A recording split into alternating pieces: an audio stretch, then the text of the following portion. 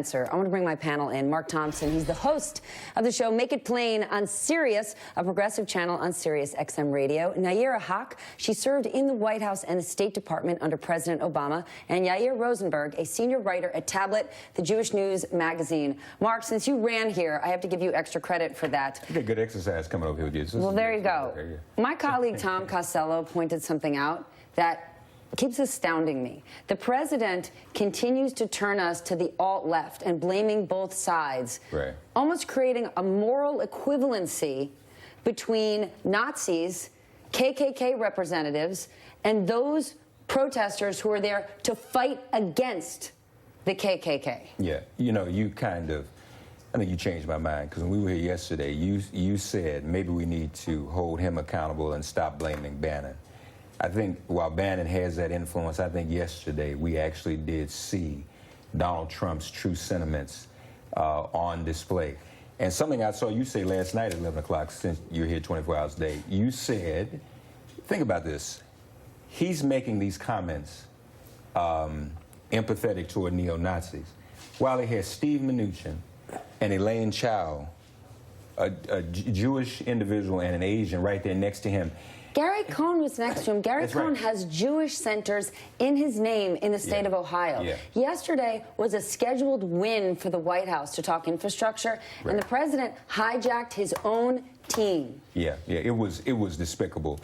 And, you know, I think this was the worst press conference in presidential history, because Andrew Johnson didn't have him. I don't think Woodrow Wilson did either.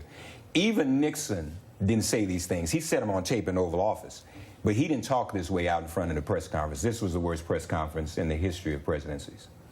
On that note, let's share more of it. I want to share more of what the president had to say. I think there's blame on both sides. You look at both sides. I think there's blame on both sides, and I have no doubt about it, and you don't have any doubt about it either. You had people, and I'm not talking about the neo-Nazis and the white nationalists, because they should be condemned totally. But you had many people in that group other than neo-Nazis and white nationalists, okay? And the press has treated them absolutely unfairly. Now, in the other group also, you had some fine people, but you also had troublemakers, and you see them come with the black outfits and with the helmets and with the baseball bats. You had a lot of bad people in the other group. This is extraordinary. I want you to comment on who was there. So the president trying to say there was fine people there, you know, American historians were defending a statue. I think of my dad. My dad likes to go to Gettysburg. He likes to look at these reenactment places. He likes to go to Colonial Williamsburg. But if you show up somewhere and there are Nazis, or if there are people in Klan gear saying they want Jews eradicated. Vice had someone saying we want someone better than the president, someone who would give their daughter to a Jew. If you were a fine person, would you not walk out the door? And that's going to be the challenge, not just for this president, for the rest of the people in his administration.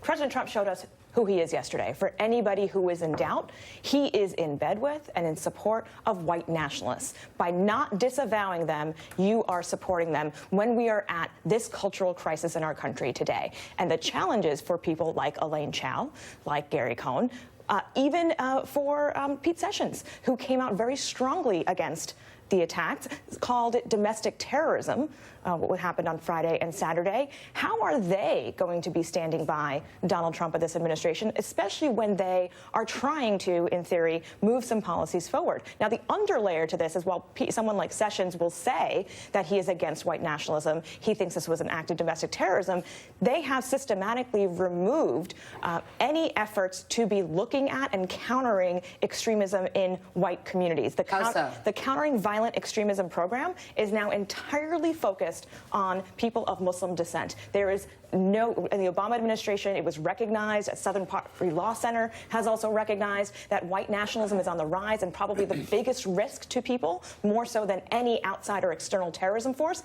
That is no longer a priority in this administration. Those teams have been disbanded in Department of Homeland Security, in Department of Justice. So not only do we have a president who is preaching this cultural rhetoric of divide, you have policies being implemented that recognize that as well. Why? Why would these policies be defunded or go away when we know across the board the hate industry is on the rise in this country?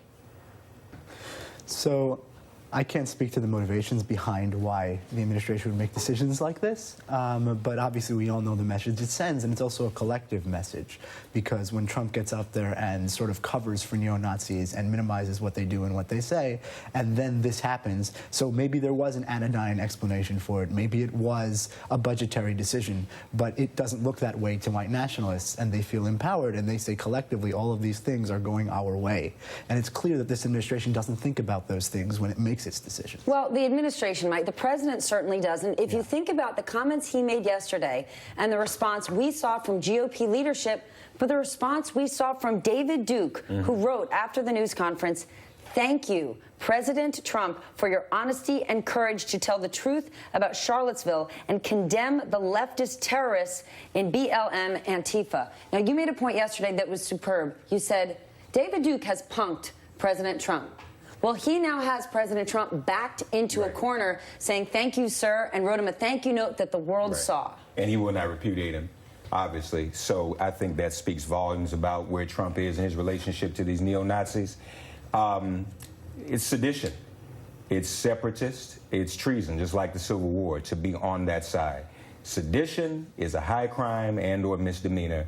Robert Mueller doesn't need to look for any more Russian evidence. He should go pick Donald Trump and take him into custody. One more time, walk me through this.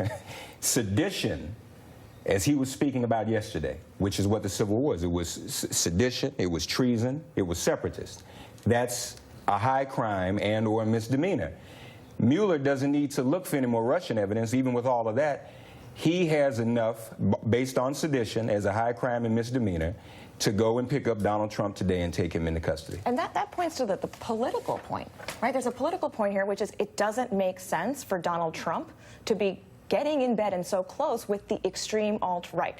He's already governing not for the entire country. He's governing for his base and his supporters. He has now taken that base and divided it even further by supporting neo-Nazi movement. I mean, when Pete Sessions does not agree with his own president, I don't understand politically what he's trying to do. Jeff Sessions. Jeff Sessions, apologize. It is also very likely any violent act that occurs this weekend in Boston and any of these events, it'll be very hard to separate Donald Trump from himself. He's inciting violence with what he did on yesterday. These are crimes that a president is committing, crimes that are impeachable. So when Putin did what he did, he not only knew he was using Trump, he was setting us up with someone that he knew would be a failure as a president. So Putin is laughing. He's playing. Kim Jong-un, have we heard from him? Because he sees now Donald Trump's going to blow up the United States all his own. Kim Jong-un doesn't even need to threaten us anymore. We haven't heard a peep from Kim Jong-un since all of this has happened. Editorials across the country are aghast today. And you could quickly say, well, the liberal media only inflames these things. But when you actually look at some of these headlines, I mean, the Chicago Sun-Times, America's bigot-in-chief. Yeah. I mean, they weren't all Nazis. Where do we go from here? And from your perspective, in terms of tampering things down, what is the media's role and what does the president do? Where do you go from here when the media is calling you bigot-in-chief? So I think the media has to continue to underscore some of the clips that you showed on the show and that are circulating online of what actually happened at the rally.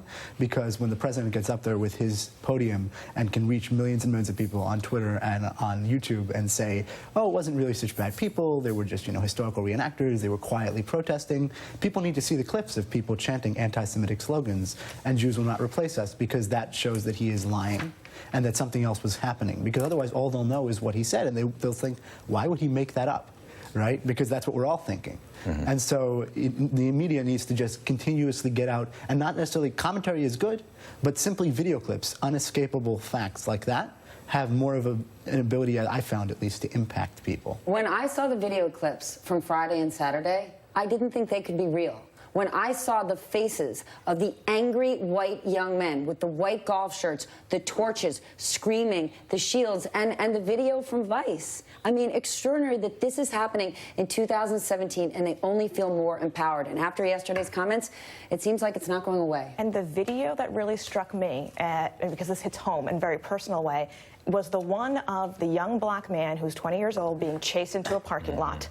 If you made that black and white, you would have thought that was 50 years ago, except that was Saturday.